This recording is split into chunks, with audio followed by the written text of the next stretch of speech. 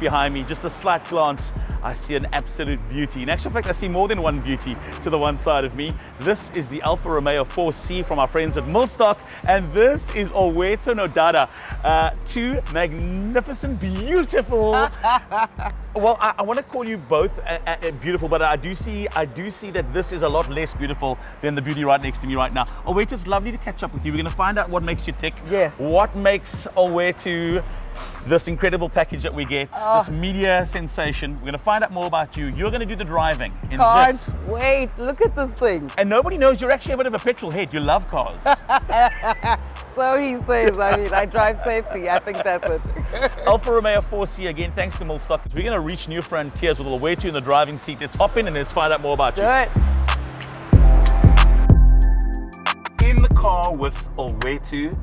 Here we are, look at this. I mean, this is just carbon fiber everywhere. You are slung down low to the road. This is the Alfa Romeo 4C. It is one of the most beautiful looking cars on the road. Incredibly sexy. It sounds so good. The engine's just behind us over here. Wow. And you look so good in it. I mean, you know. Maybe I should just take this one home with me. What do I need to do? I think so. You have really been so successful with the paths of life that you've chosen. Now it's one that's in media, in radio. But talk to us about the very beginning. Talk to us about Olwethu, where you're originally from, born, school. Tell us about your upbringing. Oh, so blessed to have been born in the Eastern Cape. Oh, beautiful place in the world. Stunning, stunning. Born in the Transkei, but raised in Port Elizabeth. So I did my high school there at Collegiate Girls High, then came to UCT to do my BCom. Fell in love with Cape Town. Fell in love with Cape Town. Didn't finish my BCom in accounting. I love that. And then ended up in corporate, was national marketing manager for Specsavers for 4 years. Holy moly. And then I was like to my husband, listen, I think I want to be a celebrity. You know, let me try and do that instead. Is this on Drive, Ryan? We're in. What? Oh. Italian sports car. Can you hear that? And you are just. Now remember, this doesn't have power insane. steering, so it's weird because you literally feel have to work like at you got it. to work. Exactly. Okay. All right. So you're in Cape Town. You meet hubby. Yes. So I met him when I was just turning 30. Oh, wow. So you've known him forever. I've known him for a while. And he fell in love with me immediately, of course, because I mean, that's what you do when you meet a beautiful person, woman. You fall in love immediately. Wow. We got married in 2015. We have 2 incredible girls. Can you hear this thing? Oh. What? Do I need to change No, that? it'll do everything. It'll do it. And then in 2019, I decided that I wanted to be a beauty pageant queen. Right. So I entered Mrs. South Africa, and I was fortunate enough to have been crowned second princess there. Wow. Which was fantastic. And just that interaction, they were like, listen, you should be doing something with your voice. Absolutely. So I did a demo, sent it to your people. The media people went, we love this voice. The media people were like, what? Where have you been? And then started broadcasting a few months later.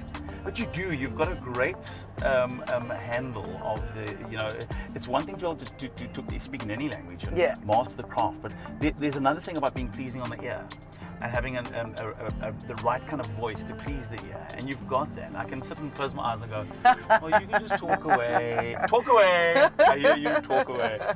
And so then using that skill in front of the microphone or behind the microphone, and it comes very naturally.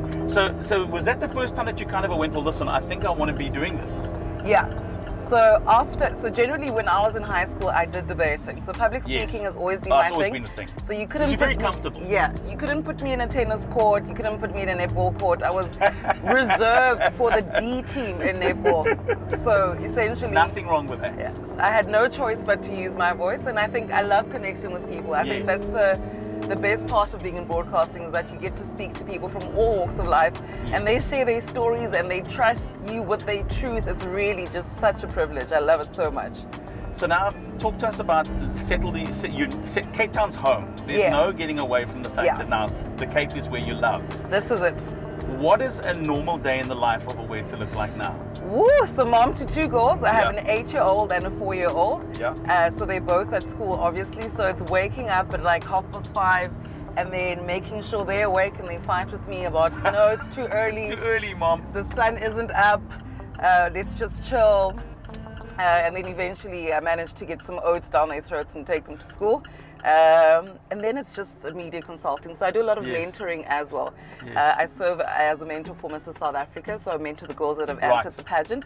I also sit on the board of trustees for Amehlo Trust, which is founded just for the development and equity funding for young female black optometrists. So I do that, and that's a passion of mine. So because I'm a girl mom, everything that has to do with girls, I'm in. Now you just say you've just listed a whole lot of things that would take a normal human being a hell of a long time to get through and make my way through in terms of responsibilities. You then also have the most amazing show. Yes, and love you it. dabble in a bit of TV as well. Yes, I mean, I love presenting, like I said, and also do lots of MCing work as well, so corporates and that sort of stuff.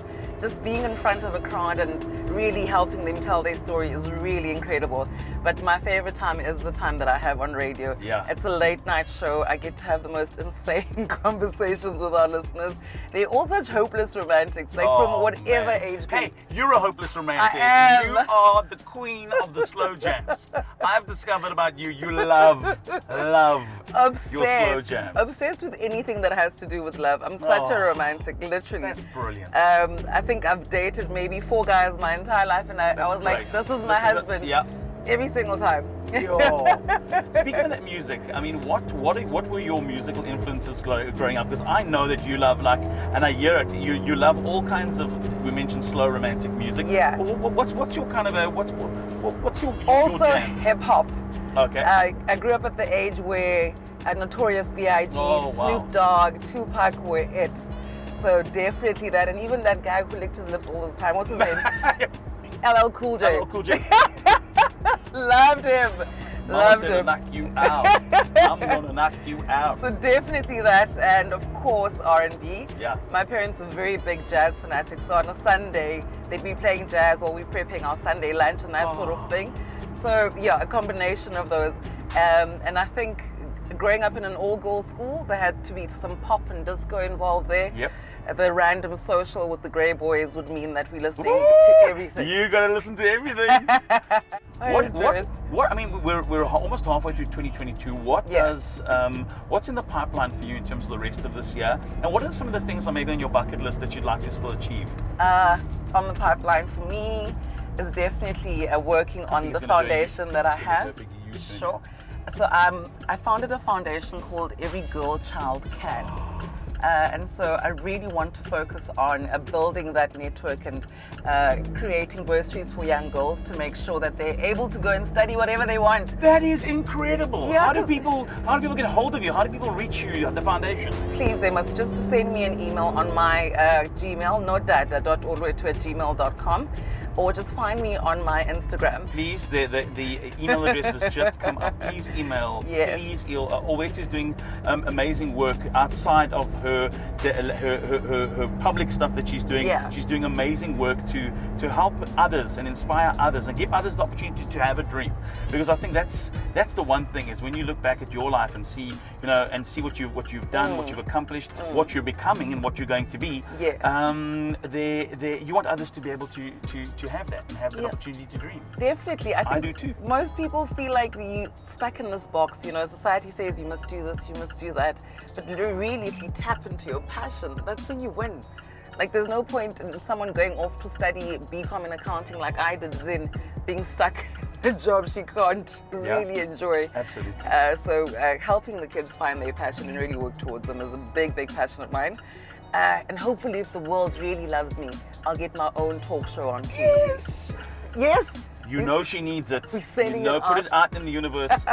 Look, let me tell you something. I can see that definitely happening. It's not a matter of if it's going to happen, it's a matter of when it's going to happen. Oh, I love that, Ryan. So, thank you. That will definitely happen for you. And I think that is definitely something to have on your list because the way in which you communicate with people, it's so natural and it's so welcoming. And I think that's really needed in South Africa. I can really see you doing the most amazing work as a talk show host.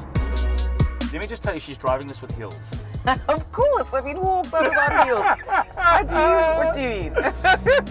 Olwethu Nodada, ladies and gentlemen. She is a superstar, and watch and listen out for this name, because soon you'll be seeing her in TV shows, soon you'll be knowing the name, and guess what? You'll say, I recognize that voice, I recognize that face, and I recognize that name. And if she's not in front of you in the TV screen, she's going to be somewhere uplifting communities of young girls across the world to enable them to fulfill their dreams. Thanks, Olwethu. Ryan, this has been incredible. Thank you so much. This is so cool. I don't even have to be like a backseat driver, like turn left, turn right. You got your hands at the 10 and 2 o'clock. You're like, come on, yeah, I know this car.